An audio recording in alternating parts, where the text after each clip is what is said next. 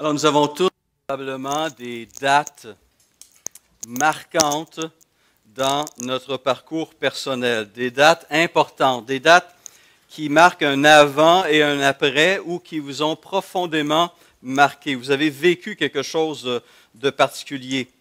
Ces dates sont gravées dans notre conscience individuelle et parfois même collective. On peut penser à toutes sortes d'événements joyeux ou moins joyeux. Je me rappelle entre autres une date pour ma famille et plusieurs autres centaines de milliers de Québécois qui a été marquée dans notre histoire collective. Janvier 1998. Le verglas. Ma famille et moi habitions à l'époque dans ce fameux triangle noir et nous nous sommes retrouvés parmi les derniers reconnectés au système d'Hydro-Québec. On était un mois sans électricité en plein hiver. Je n'oublierai pas janvier 98. Les Américains et le monde vont se rappeler du 11 septembre 2001. Les Français vont se rappeler du vendredi 13 novembre 2015. Des événements qui sont parfois tristes, d'autres plus encourageants. Le 11 novembre, jour de l'armistice, jour du souvenir, justement, où on doit se rappeler ces grands moments qui marquent l'histoire. Au niveau individuel aussi, on a des dates particulières. Notre anniversaire de naissance, bien sûr, on s'en rappelle. C'est une date importante, surtout celle de son épouse. Surtout celle de son épouse. Et de ses enfants. Mon épouse et moi avons célébré une autre date importante le mois dernier, notre 30e anniversaire de mariage. C'est un temps précieux, béni. Ce sont des dates, donc, qui sont importantes pour nous. Et je me rappelle, comme on dit, comme c'était hier. Presque. Tous ces événements, les joies, les témoins qui étaient là, la panne d'électricité lors de la réception. On se rappelle un peu de tous ces détails. La naissance des enfants. De réaliser un jour, on est 2, puis le lendemain, on est 3. Et on est responsable pour ce 3e. Puis, d'un 4e et d'une 5e. C'est quelque chose qui marque, qui est de grands moments. Pour d'autres, ça va être la graduation, recevoir un diplôme qui marque tant d'années d'efforts, de travail, de sueur, de réalisation, de réussite.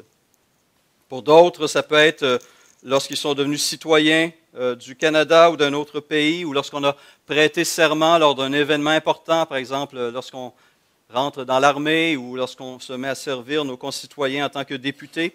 Plusieurs de ces dates-là sont importantes. Et vous en avez des personnels que vous chérissez. Une des dates pour moi les plus importantes, et c'est clairement une des plus importantes, est le 5 septembre 1982. Devinez pourquoi? Jour de mon baptême, en effet. Je ne peux pas vous dire avec précision la date, le jour où je me suis converti. Je sais, c'est probablement autour du printemps 82, à moins que c'était lorsque j'ai fait une prière quelque temps avant. Ce n'est pas clair le moment exact, mais le 5 septembre 1982, à l'âge de 22 ans, je me suis tenu debout, comme feront 3 personnes ce matin, et j'ai reconnu publiquement Jésus-Christ comme mon Seigneur et mon Sauveur. Et ce jour va rester gravé dans mon esprit. C'est un jour de joie. D'abord, je suis certain pour le Seigneur, mais aussi pour les anges, pour ma nouvelle famille spirituelle et pour moi-même. Ce matin, 3 personnes, Aimé Gentil Iradukunda, Brigitte Baliwabo et Honoré Kouadio, vont se tenir devant cette assemblée et vont faire de même. Ils vont témoigner de leur foi en Jésus-Christ comme Seigneur et comme Sauveur. Et ce geste est important. La parole en fait un élément essentiel dans le cheminement, dans le parcours d'un disciple de Jésus-Christ. Romains 10, versets 9 et 10 déclare « Si tu confesses de ta bouche le Seigneur Jésus, et si tu crois dans ton cœur que Dieu l'a ressuscité des morts, tu seras sauvé, car c'est en croyant du cœur qu'on parvient à la justice et c'est en confessant de la bouche qu'on parvient au salut. Si tu confesses de ta bouche, ce témoignage est important parce qu'il nous amène à reconnaître publiquement que Jésus de Nazareth, ce personnage historique, cet homme qui a vécu il y a 2000 ans, qui a parcouru quelques centaines de kilomètres en Israël à l'époque et qui a été arrêté, condamné, mis à mort par une des formes les plus cruelles possibles de mise à mort, que cet homme était bel et bien homme, mais bel et bien aussi Dieu venu en chair. Que cet homme s'est présenté comme non seulement le Messie d'Israël, mais le Messie, le Sauveur du monde et le Maître de l'univers. Le Maître de ma vie. Et ce titre de Seigneur est un titre au cœur de la proclamation de l'Évangile de Jésus-Christ. Et il lui est appliqué 747 fois dans le Nouveau Testament. Pensez au Boeing 747, c'est facile à se rappeler. 747 fois, le titre de Seigneur est appliqué à Jésus. Dans le livre des Actes, on note une chose intéressante. Ce titre lui est attribué 92 fois, mais le titre de Sauveur que 2 fois dans le livre des Actes. La seigneurie, l'autorité, le règne de Jésus est proclamé et souligné constamment. Alors cette confession est nécessaire. Elle est nécessaire pour plusieurs raisons.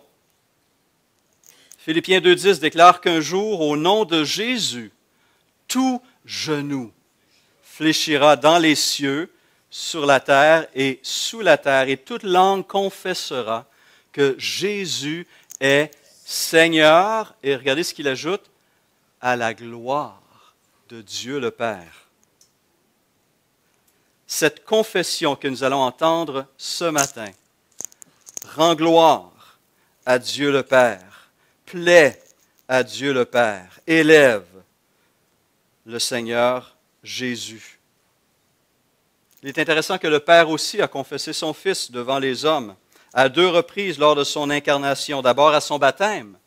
Alors qu'il sortait de l'eau, le Père a fait entendre sa voix et a dit « Celui-ci est mon Fils bien-aimé, en qui j'ai mis toute mon affection. »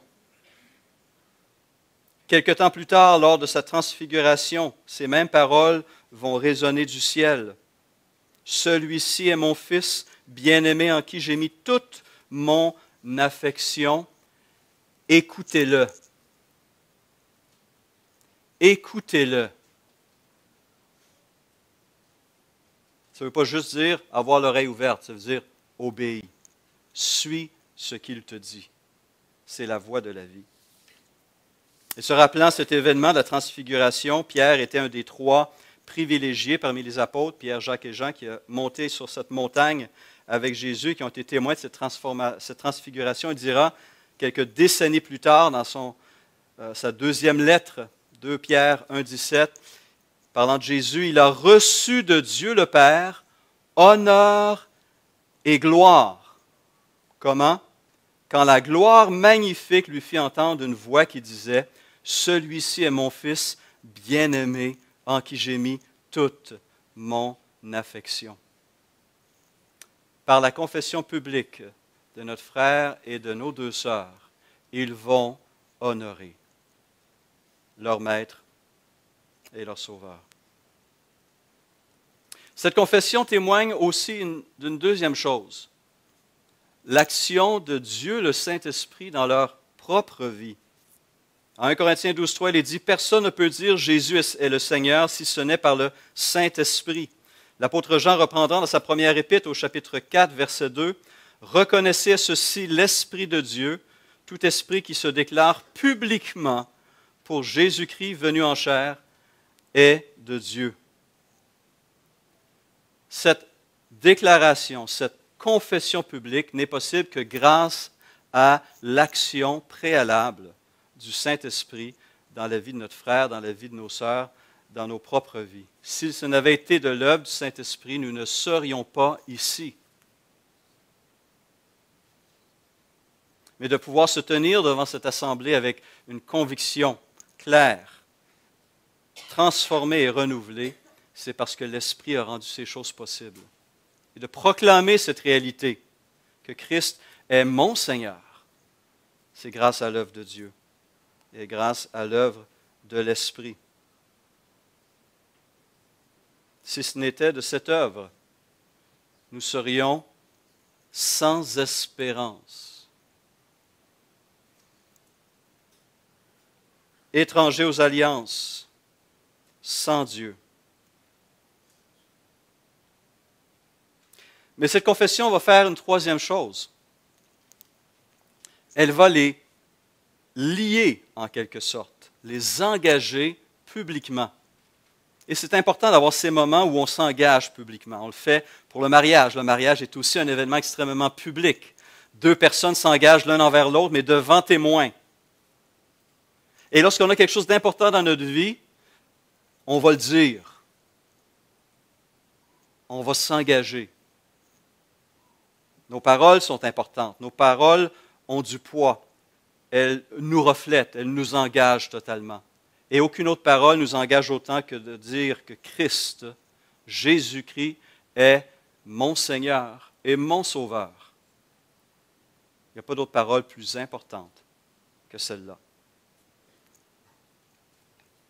Refuser de témoigner publiquement de sa foi par honte ou par crainte peut avoir des conséquences funestes. Un texte qui a été mentionné, je crois que quiconque, Matthieu 10, 32, ou sera plutôt partagé par notre frère dans son témoignage, quiconque se déclarera publiquement pour moi, je me déclarerai moi aussi pour lui devant mon Père qui est dans les cieux, mais quiconque me reniera devant les hommes, je le renierai aussi devant mon Père qui est dans les cieux. Et finalement, cette profession de foi, ce témoignage est la conséquence logique, la suite logique de l'œuvre de l'Esprit dans la vie d'une personne qui l'amène à croire, puis ensuite confesser, et ensuite passer par les eaux du baptême. Mais en même temps, il faut faire attention que ce ne soit pas simplement des paroles. Il y en a qui sont des très beaux parleurs, mais lorsque vient le temps de livrer la marchandise, ça fait plutôt pitié. Il y en a qui peuvent promettre mer et monde à des gens et ne livrent que quelques grains de sable et de l'air. Jésus parle de ces gens qui sont très vite à parler, mais qui ne vivent pas, qui ne manifestent pas cette réalité profonde dans leur vie. Ceux qui me disent « Seigneur, Seigneur » n'entreront pas tous dans le royaume des cieux, mais seulement celui qui fait la volonté de mon Père qui est dans les cieux. On connaît ces paroles qui viennent clore le sermon sur la montagne, en Matthieu 5 à 7. Plusieurs me diront en ce jour-là, « Seigneur, Seigneur, n'avons-nous pas prophétisé par ton nom? N'avons-nous pas chassé des démons par ton nom? N'avons-nous pas fait beaucoup de miracles par ton nom? » Et qu'est-ce que le Maître répond? Alors je leur dirai ouvertement, « Je ne vous ai jamais connu. Retirez-vous de moi, vous qui commettez l'iniquité. » Donc une simple profession sans réalité intérieure, sans la preuve de cette vie nouvelle, de cette transformation, devrait soulever beaucoup de questionnements et d'inquiétudes. La clé est, est-ce que ma vie, ma nouvelle direction de vie, témoigne de l'action de Dieu en moi? Et Jésus le dira ainsi, c'est pourquoi quiconque entend ces paroles, nous sommes toujours en Matthieu 7, ces paroles que je dis et les met en pratique, est semblable à un homme prudent qui a bâti sa maison sur le roc. La pluie est tombée, les torrents sont venus, les vents ont soufflé et se sont jetés contre cette maison. Elle n'est point tombée parce qu'elle était fondée sur le roc. Mais quiconque entend ces paroles que je dis et ne les met pas en pratique sera semblable à un homme insensé qui a bâti sa maison sur le sable. La pluie est tombée, les torrents sont venus, les vents ont soufflé et ont battu cette maison. Elle est tombée, sa ruine a été grande. Depuis quelques années, j'entretiens un contact avec une dame, un contact que j'avais eu d'Aujourd'hui l'Espoir. Et je vois cette femme qui lutte avec la parole de Dieu, qui lutte avec la primauté de Christ. Et récemment, elle dit avoir reconnu Jésus comme Seigneur et Sauveur, mais encore cette semaine, dans une conversation, elle me dit, mais Stéphane, est-ce que je dois croire ce livre-là? Je dis, écoute, sur quoi alors vas-tu fonder ta vie? Sur quoi vas-tu prendre, sur quelle base vas-tu prendre des décisions de vie? Je dis, oui, mais est-ce que je peux faire confiance en ce livre-là? J'ai dit, bien, en faisant confiance en ce livre-là, tu fais confiance au Dieu qui a donné ces paroles et qui protège ces paroles. Parce que s'il n'était pas capable de protéger cette parole, il ne serait pas le Dieu Tout-Puissant, puis il ne mériterait pas mon adoration et mon service. Mais Dieu a non seulement parlé, mais il a protégé cette parole. Et il nous a donné cette parole comme guide suffisant pour connaître sa volonté et vivre comme on devrait vivre dans ce monde. Si je lis, si je savoure, même si je médite et mémorise, mais si je ne vis pas ce message, j'ai manqué quelque chose de fondamental dans ma vie. Et je dois me replacer devant la croix, confesser mon incrédulité, mon inactivité, mes péchés par omission, et à nouveau reconnaître et laisser Christ agir sur ma vie. La confession est essentielle, mais elle ne suffit pas en elle-même. Si tu crois dans ton cœur, ajoute l'apôtre Paul. Jim nous a parlé de ce rendez-vous divin en Acte 8 entre Philippe et cet eunuque éthiopien, ce ministre de la reine Candace. Et à la question, qu'est-ce qui empêche que je sois baptisé? Quelle est la clé? Quel est l'élément fondamental que Philippe souligne? Si tu crois de tout ton cœur, cela est possible. L'eunuque répondit, je crois que Jésus-Christ est le Fils de Dieu. Et sur ces paroles, Philippe baptisa l'eunuque. Une autre rencontre divine, celle-ci très différente de celle de Philippe et l'eunuque, a eu lieu quelques années plus tard. Un gardien de prison, un directeur de prison, se fait confier deux drôles d'oiseaux, dénommés Paul et Silas. Ils venaient d'arriver dans la ville de Philippe, avaient prêché un message, annoncé un message qui avait fait du trouble dans la ville. Et voilà qu'on les arrête et on les jette en prison à double clé, avec chaîne. Et voilà qu'en Acte 16, ces drôles de prisonniers, on entend ceci. Paul et Silas priaient et chantaient les louanges de Dieu. Et les prisonniers les entendaient. À travers leur emprisonnement, ils ont loué, prié, chanté et témoigné aux autres prisonniers.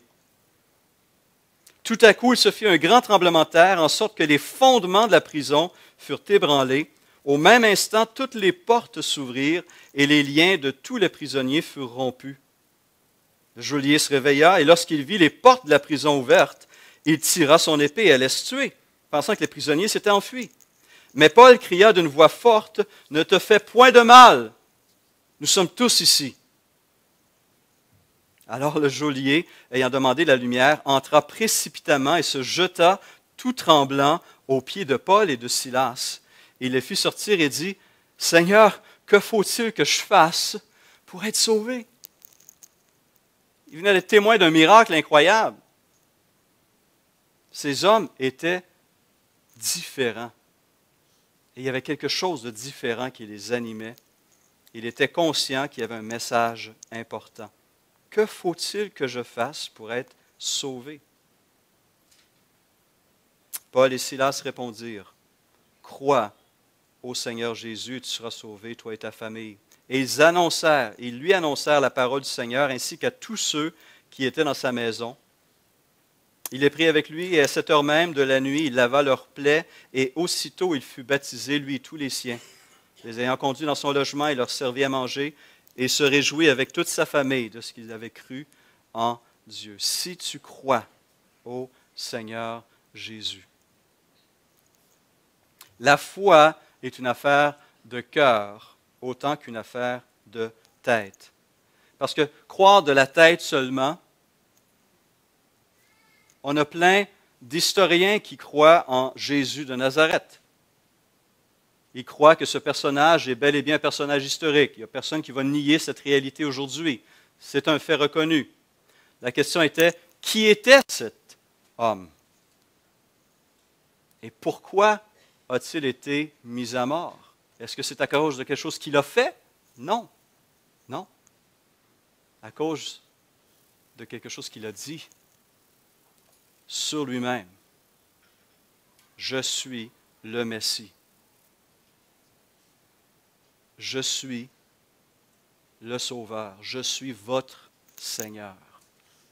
Et à plusieurs reprises, il a parlé dans un langage que les Juifs ont pleinement compris parce qu'ils ont fait le lien avec un texte dans Ésaïe et un texte dans Exode où le nom de Dieu lui-même est « Je suis », que nous traduisons dans nos Bibles par « l'Éternel ». Jésus s'est dit « l'Éternel des armées », le Dieu d'Israël. Et on a rejeté son Dieu.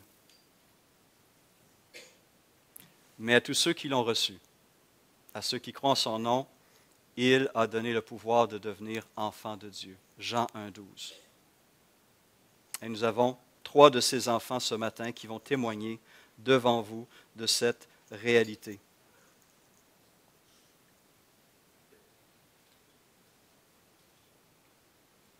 La foi authentique, la foi qui sauve, engage l'être entier.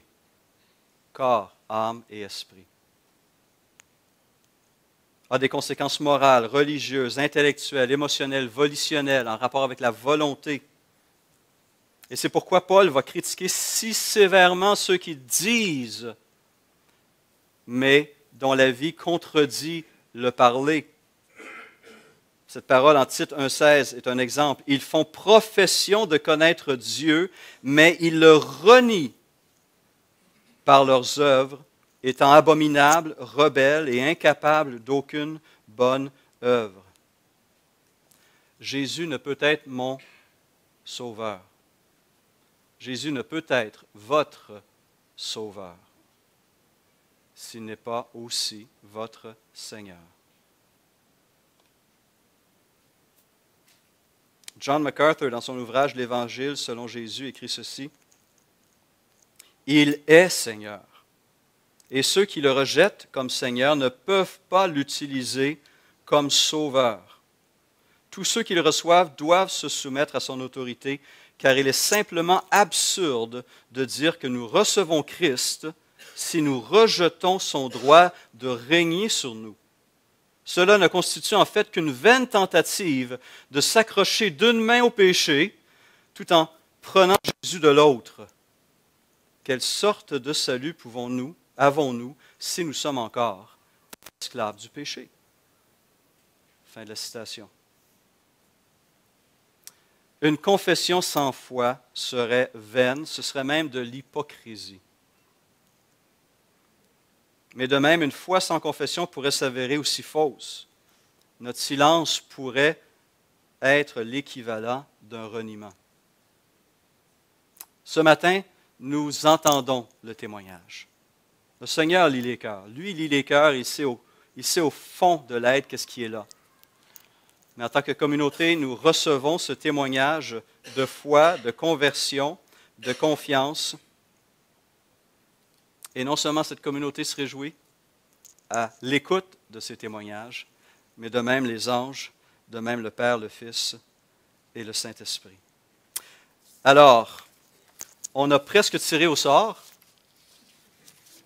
pour savoir qui allait passer, parce qu'il y avait comme certaines positions étaient privilégiées par rapport à d'autres, mais on a notre frère Honoré Quadio qui a accepté d'apporter le premier son témoignage, et je vais donc l'inviter à venir devant et nous apporter son témoignage.